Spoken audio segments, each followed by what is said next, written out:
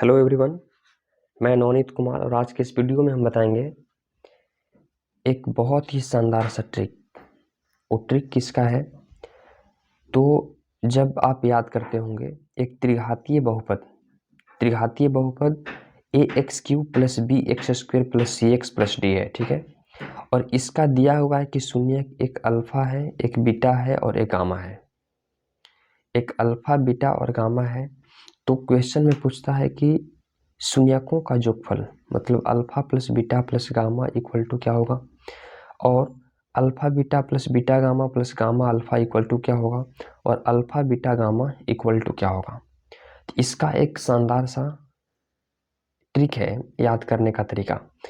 तो इसको देखिए, यहाँ पे अल्फा है प्लस बीटा प्लस गामा है, मतलब एक एक करके लिखा हुआ है।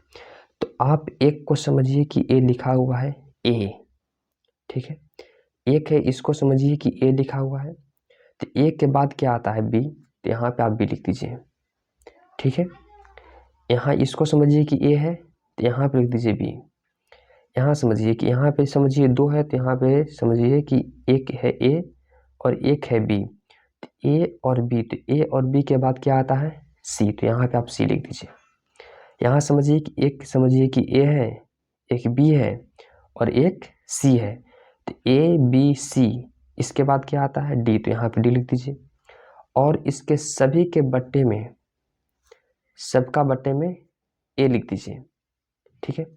अब यहाँ बात आती है साइन का, कि यहाँ माइनस है, यहाँ प्लस है, यहाँ माइनस है। तो यहाँ पे एक है, एक का मतलब होता है विषम, विषम संख्या होगा। तो जहाँ विषम होगा वहाँ पे साइन दे दीजिए माइनस का। यहाँ देखिए, यहाँ पे दो है, दो मतलब हुआ सम, सम हुआ, इसका मतलब यहाँ पे साइन दे दीजिए प्लस का। यहाँ तीन है, तीन मतलब ये भी हुआ विषम, विषम का मतलब यहाँ पे दे दीजिए माइनस का साइन, ठीक है। इससे आप याद करेंगे तो आपको कंफ्यूजन नहीं होगा, ठीक है।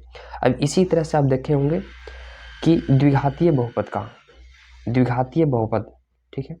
यहाँ दिया हुआ है कि अल्फा और बीटा जो है से द्विघातीय बहुपद ए x square plus B x plus c का शून्यक है। तो यहाँ पूछेगा कि शून्यकों का योगफल बताइए।